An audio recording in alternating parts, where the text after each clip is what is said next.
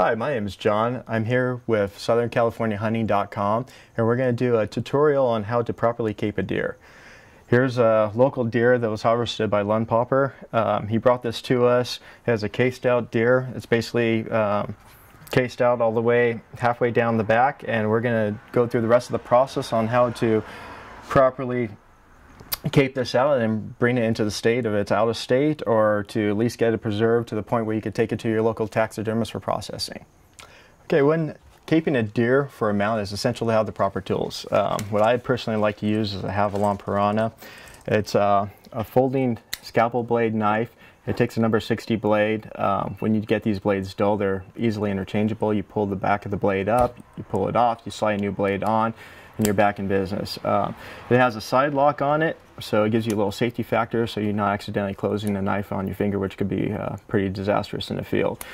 You see a lot of people that try to use just a regular hunting knife to do this, and the problem being with a regular hunting knife, it's too thick, it's too rigid, it's not going to get around the small areas, especially around like coming up the pedicles up to the antler burrs and then around the tear ducts, the detail work that you have to do. For that, a smaller knife with a more flexible blade is kind of more of the ideal tool to use.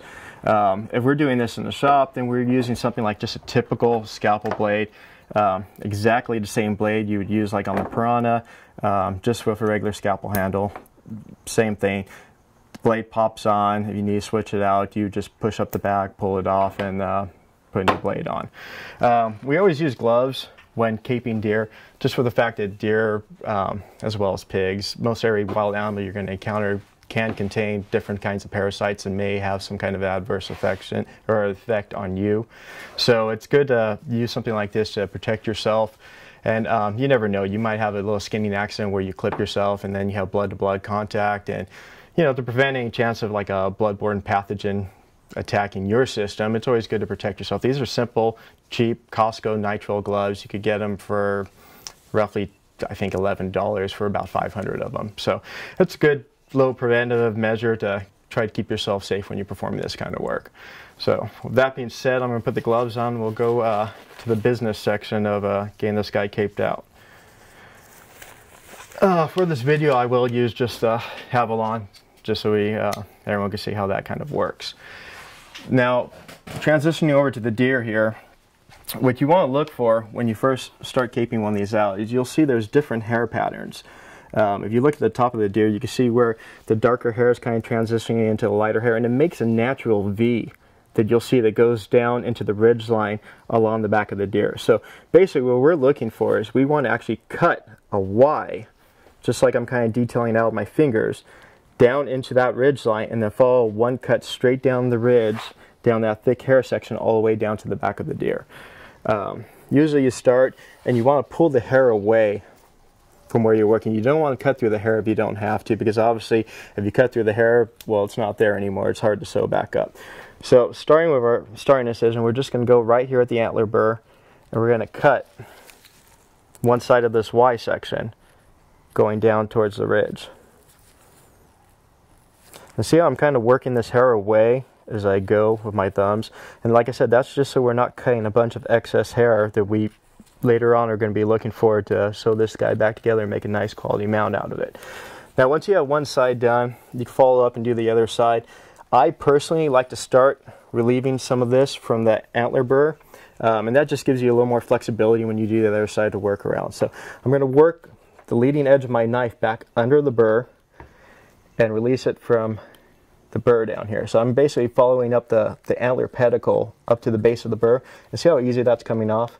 I mean, I'm not putting big gouges in the side of it, I'm just working my way around right now.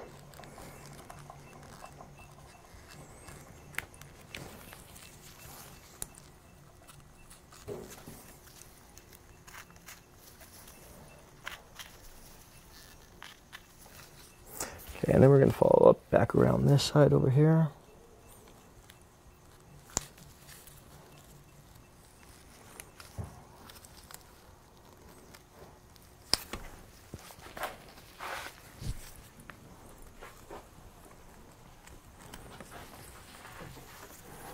Okay, now going over to the other side, now that I have this nice and released, it's loose up to this point. that's as far as I usually go at this point on this side. I'm going to release the other side in the same fashion. And you can see how this kind of bunches up, because what's happening now is the ear butts naturally pulling down because I just relieved that tension from the skin. Okay, so it looks like your cut's not where it wants to be, but it really is. It's right where you need it to be right there. But it is going to look like it's a little farther down. But doing the same thing on the other side, I'm just going to go right back in here, and then these two are going to meet and then go straight down.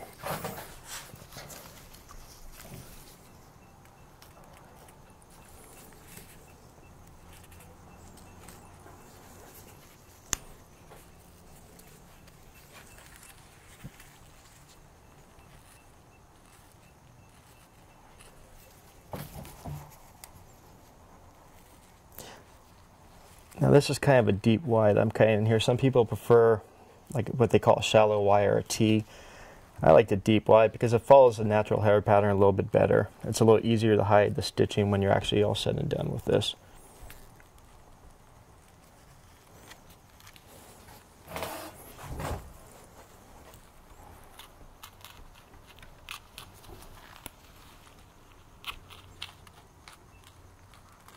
The same thing now, I'm going to work my way around this antler burr.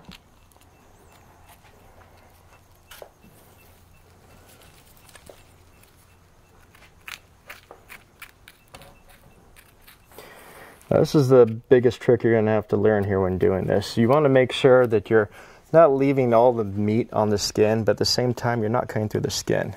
That's absolutely what we want to avoid at all costs. It's better to actually leave a little more meat than you have to on the hide, and have it so your taxidermist can just flesh it out for you, than it is actually make a skinning cut on this. But at the same time, know your abilities. You know, there's no point bringing a perfectly clean hide that has holes throughout the entirety of it, which they have to sew back up, and they might charge you additional sewing costs for. Okay, now that we have this relieved on both sides pretty equally here, we're going to fall back down and we're going to start cutting this line going down the ridge line. Now, the critical thing you want to do here is you want to see where the hair pattern is. You can see where the longer, darker hair is going down the middle. This is a little bit wet as far as what the cape is right now, so it's a little harder to see than it would be if it was a buck you just harvested and it was actually dry in the field. This guy spent a little time in the freezer. So, easy way of doing this is you're going to get it started where you can see it. Once again, I'm trying to pull the hair back as I go. Once you have a good little direction which you're heading, it's good to stand back, stretch the cape out, and then cut it from the inside, just going straight back away from you. That'll ensure that you have a nice straight cut down the ridge line, and then you're not doing what I'm doing now, taking small swipes at it. It'll be done with one long swipe. You always have to get past where the edge of the meat is if they left net meat, like which is the case in this situation. It looks like he left the 3 cervical vertebrae in here, the atlas, the axius, cervical 3.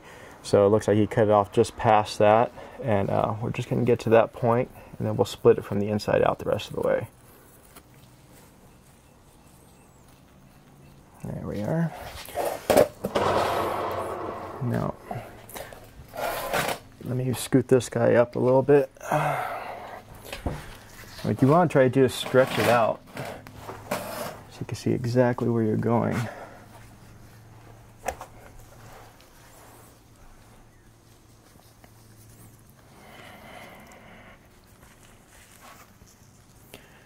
And then reaching in the blade from the inside, blade up obviously. I'm going to go and I'm going to locate that hole there.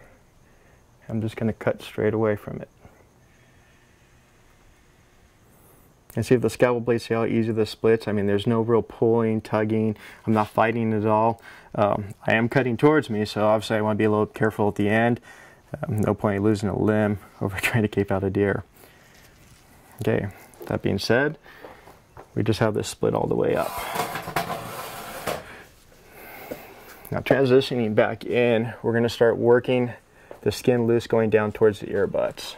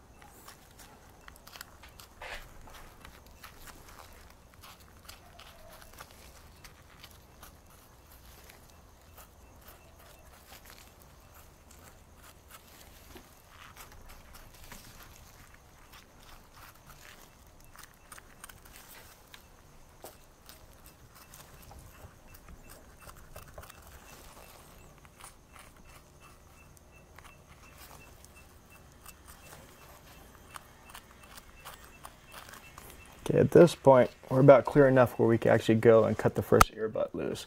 So I'm going to pull this back towards me a little bit and turn it so we have a good view of that. Now, that being said, you can see the muscle group in here around the base of the ear. Now, they call this the ear butt. Now, if you cut straight into this muscle group right here, you're going to see the inside of basically the ear canal. So it's about right here. But we're going to go a little bit farther back. It's better to leave a little bit more on there and make sure we're all the way through. We want to get to the point where we have the ear canal.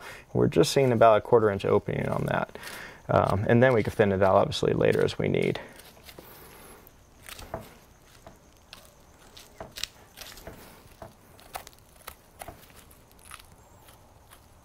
Now when I do this, I'm putting my fingers on the inside here underneath the ear, and that way I have a reference. I can feel how much pressure I'm putting against this as I'm cutting, and at the same time I can also feel how much thickness I have on this meat I'm cutting through, and that way I don't actually go all the way through and hit the skin.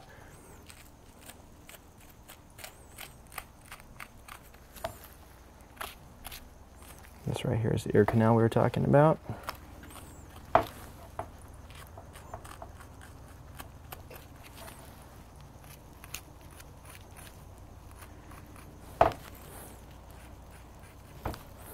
You can see now I'm back to the hide on the other side. Obviously right here where my fingers are. Thin this out a little bit.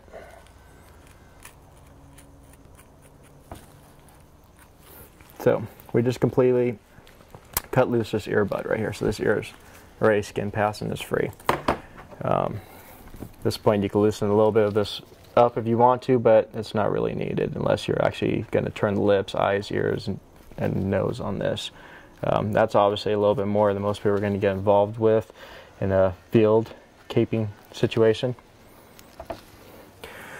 So now that's loose, I'm going to go back and I'm going to get the rest of the hair around the antler burr loose and freed up, and that way it'll be exposed all the way down to get to the eye and the tear duct. I'm going to work my way back up under here. Same thing, cutting up towards the antler burr.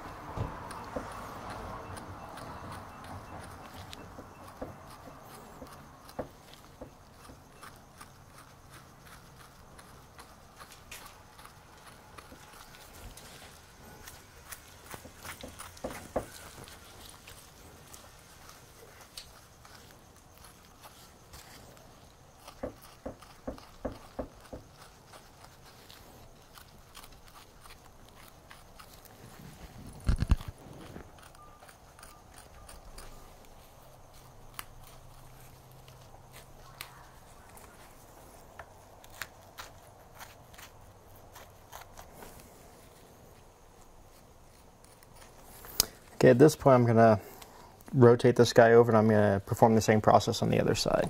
So basically you want to kind of do this in a symmetrical fashion where you're just kind of working your way towards the nose on the deer.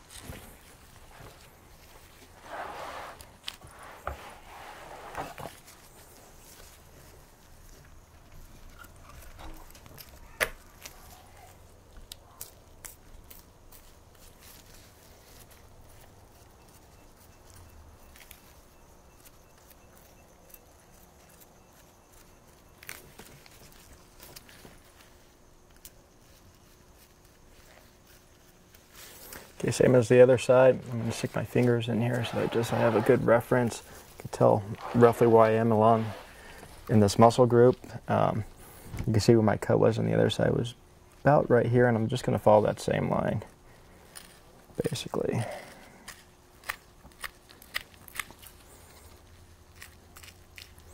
It's really easy when you're doing this to cut straight through the skin on the back of the ear, and like I said, that's why I always put my fingers in here for a good reference.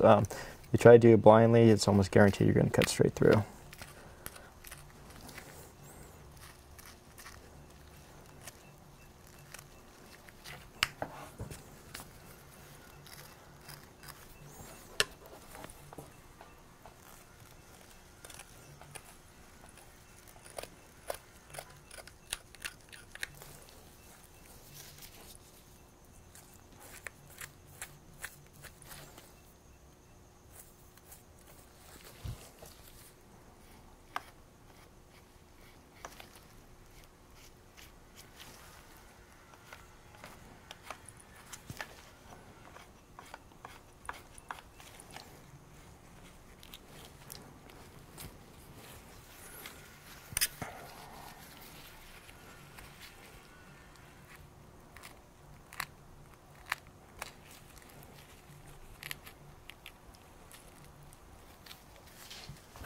Okay, I'm going to work my way around to the front of this.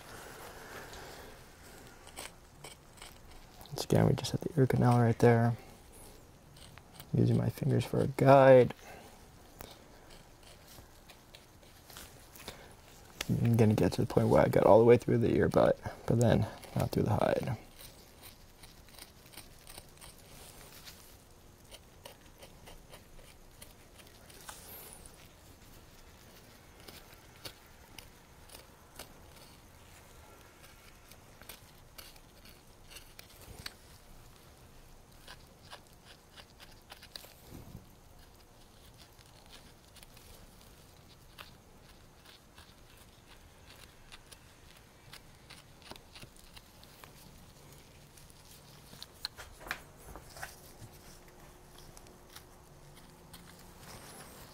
So, just like the other side of this, earbud's completely free right now. I'm going to work our way back up to right here underneath the antler burr. So we're working our way back around.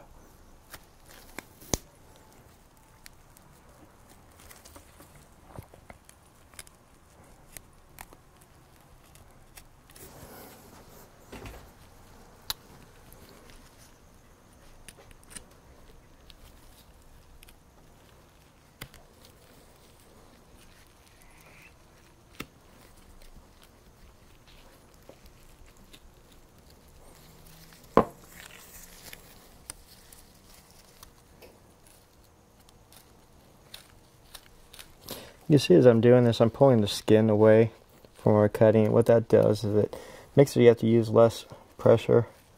I'm trying to remove the meat and break loose all the tissue from the actual hide here.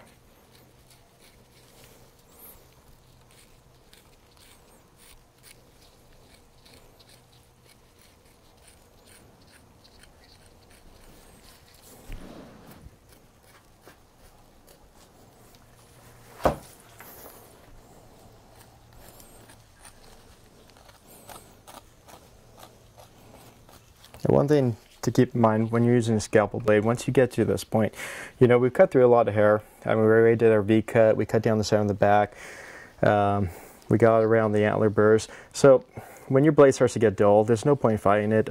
It's always good just to grab a new blade, switch it out so you have something sharper. You try to fight it, you're going to force yourself to make skinning cuts. You're going to force yourself to cut yourself because you're going to be putting more attention than you should have to make these simple cuts. So at this point, I'm going to switch out and put a new blade on.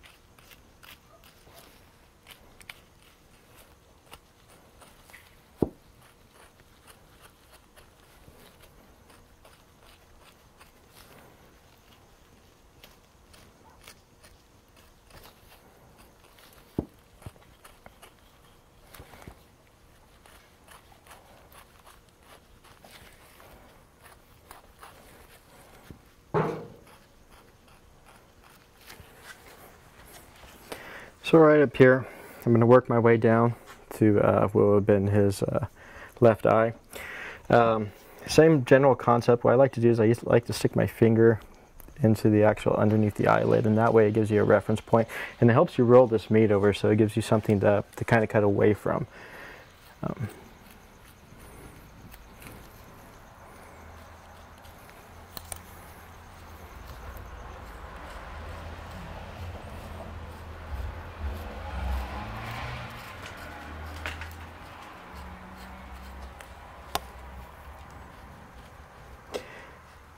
Now, as you see, as we get into around the eye, there's a couple different muscle groups they have in here, and it's right against the flesh. It's just better to leave those on at this point, and then they can be turned later on when the taxidermist actually goes through and turns the eyelids.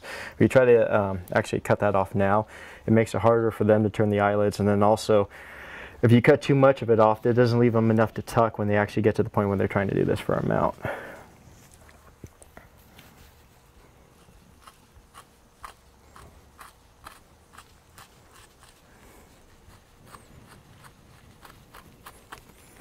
Basically right here, you see where you can almost see my finger straight through this piece of skin. We're just going to go straight in right here. And as it releases, we're pulling, so it releases as we cut. And obviously you'll see my finger show up right there, and we have the eyelid all in one piece still, no cuts around it, and we're just going to continue that process all the way down to the tear duct.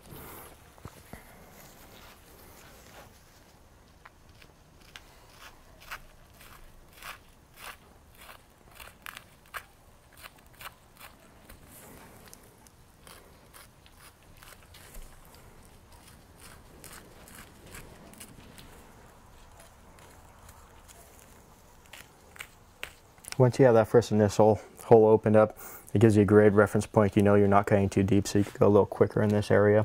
But once you get to the very front of the eye where it starts to go and transition down to the tear duct, which is basically this little area right here, you want to be real careful, because at that point you actually have to turn your blade in and cut into the skull to relieve this. If you cut the tear duct off on the inside, it's not the end of the world. Half the time when you send these things out to the tannery, when they're fleshing them, they cut that off anyway. But if you like a nice like hair to hair, or if you like to see like a little more open tear duct when you actually have them mounted, it's nice to have it there. So we're gonna roll straight into that right now.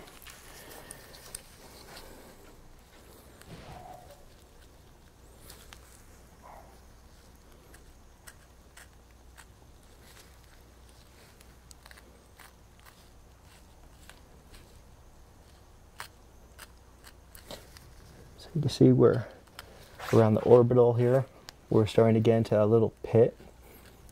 We're just going to work the very point of that blade into that pit until we get the tear duct broke loose. As we go, obviously we have to free the skin around it, so we keep moving forward. Make some short work of that.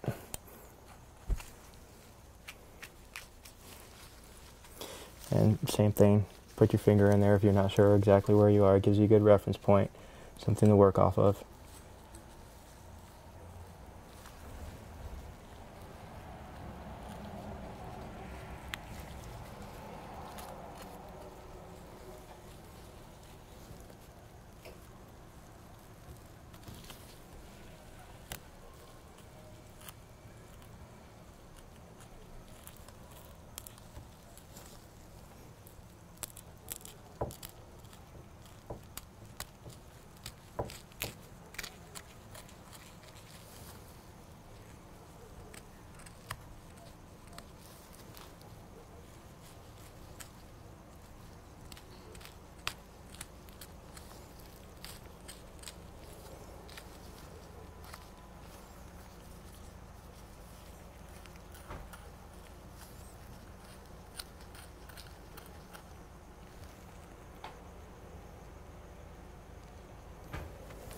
I want to hold it up for a second.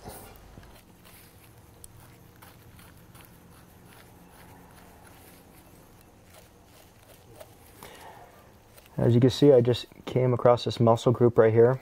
If you look, this is actually the back of the lip right there. So You can actually cut through that at this point, or you could trim it up a little bit farther. It doesn't really matter. It depends how carried away you want to get with it. At this point, though, we're just going to give ourselves a nice little reference cut there. You see my fingers sticking through. And now it'll give us something to pull on while we work our way around the jaw. We're not going to do that at this point. We're going to, like I said, I try to work my way up kind of a more symmetrical fashion. What I do on this side, I try to flip over and do on this side before I get too carried away. If you get all the skin freed on this side, obviously you have a bunch of loose skin hanging there, and it's kind of harder to work with the skin on this side. So at this point I'm going to flip over, skin out this eyelid and this tear duct. Once you have the first one done, these typically go a little bit quicker. And we'll see that holds true in this case.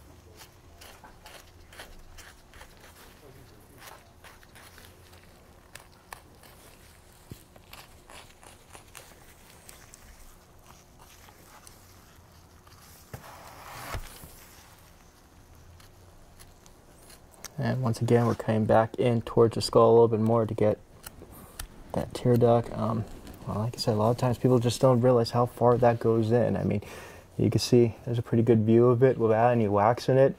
I mean, that's probably a solid 1/2 inch to 5/8 of an inch in to get to the bottom of the tear duct.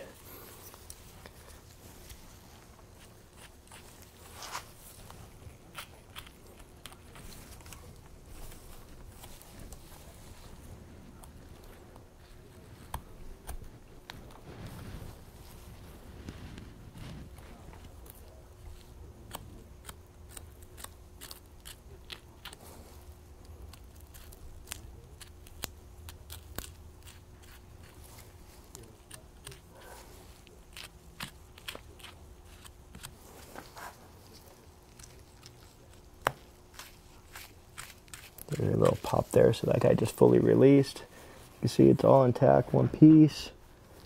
So we're going to move our way down, just like we did on the other side, down to the lip.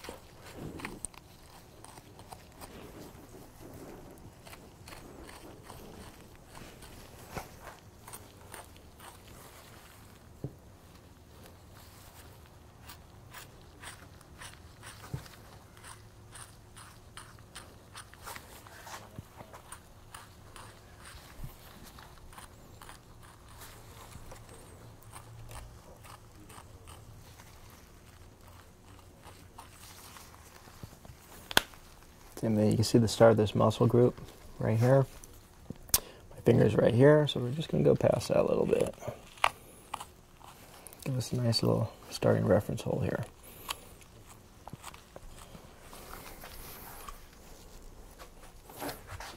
Okay, at this point I'm going to fall back and I'm going to release the rest of the cape from around the neck and the lower jaw. It'll only take a couple minutes here.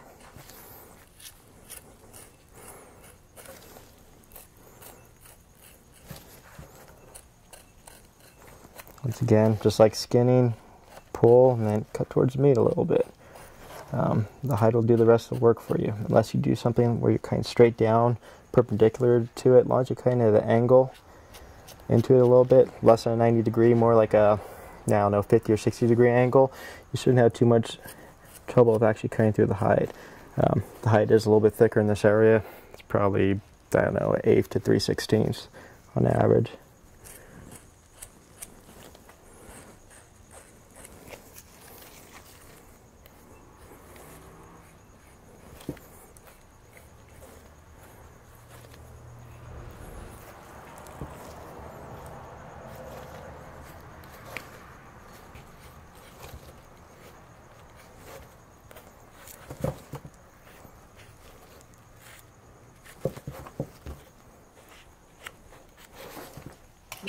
Bend him over real quick.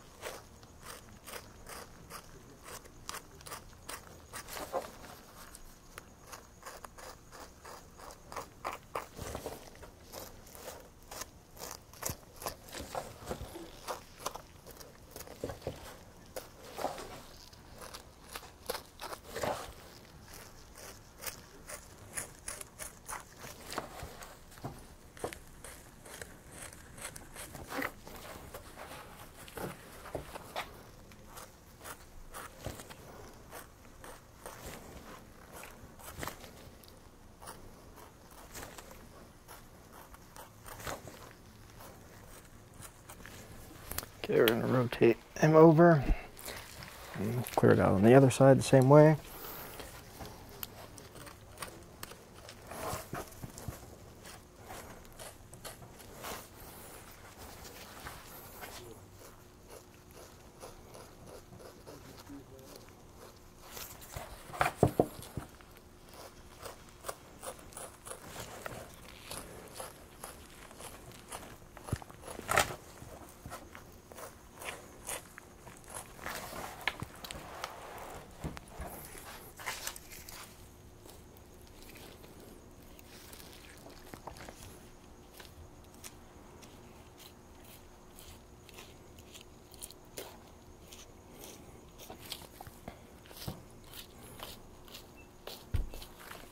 You can see right here, we're at the lower jaw.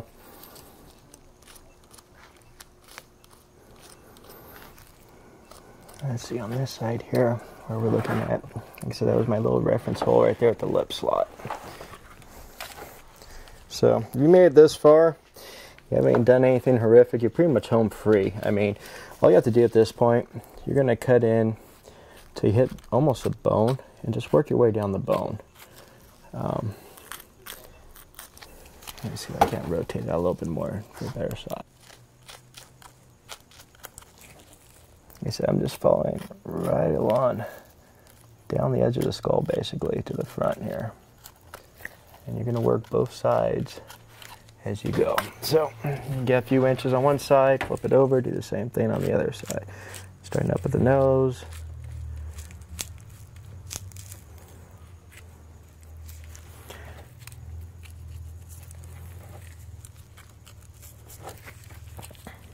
This, like I said, it's a little excessive on the lip meat, but I really have too much in that sense, so it makes it a little easier to turn this thing.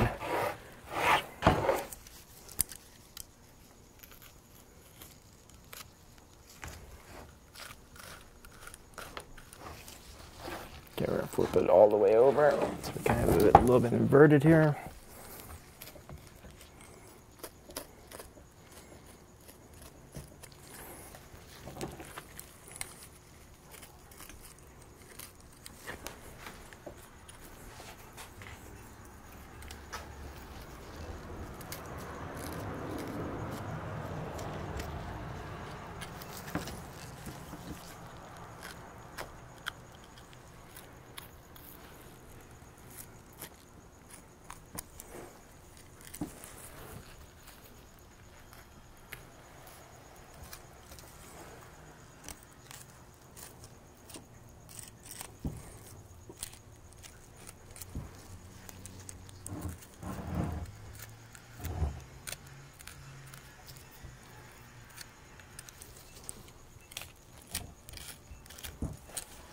Okay, so lower jaw is completely free right now. I'm going to go back up to the upper lip. Like I said, pretty quick process here. We're just going to slice along the inside. Get this guy all the way broken loose.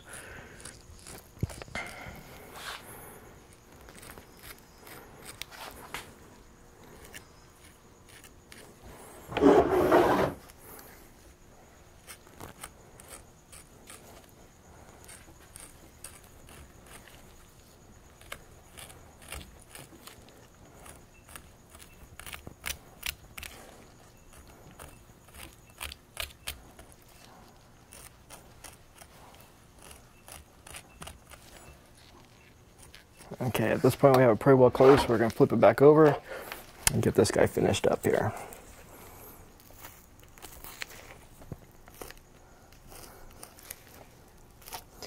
Now when you come down, you're going to feel where the actual bone stops and the cartilage starts on the deer.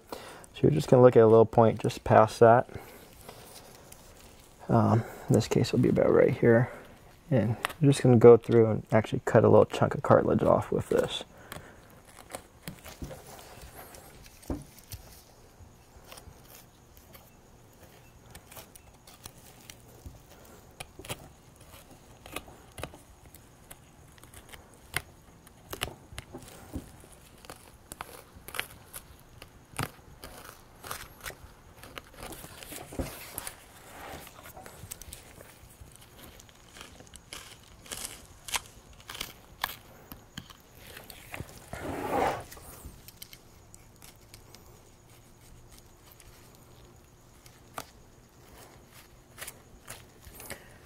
There we go.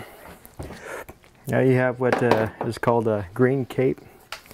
At this point, the best thing you could do with this would be probably to freeze it until you get a chance to take it to your local area taxidermist, whoever you're going to use. If you do try to do something like salting it, you would have to go back through first and you have to flesh all this material off. All this flank material, all this membrane. Basically what you need before salting is, it has to be almost just pure hide. I mean, you even want to try to get some of this bloodshot off if you could. If you try to salt anything around the head, you actually have to go through the process of inverting the lips. So you're going to come in with a scalpel and thin this out all the way to the edge of the lips. You can do the same thing in the eyes, the tear ducts, and then turn the ears inside out. Which is called turning everything. If you try to salt it before you do any of this, you're ruining it. I mean, it's hard to hydrate it or rehydrate it in this case to get it back to a point where it's pliable enough to work with it. If you're not familiar with that process, freeze it. That's the best thing you could do. If you do try to pursue going through and turning everything yourself, fleshing it out, salting it, make sure you use just regular plain table salt. Don't stay away from like non-iodized salt. That's the best thing you could do. You want to try to keep this while it's drying in a cool, dry place so it could drip freely. You don't want to put it in like a garbage bag salted, because if you do that, you have a good chance of having the hair slip. So, like I said, that's about it for this tutorial. It's brought to you by SouthernCaliforniaHunting.com, and we might be doing more of these in the future.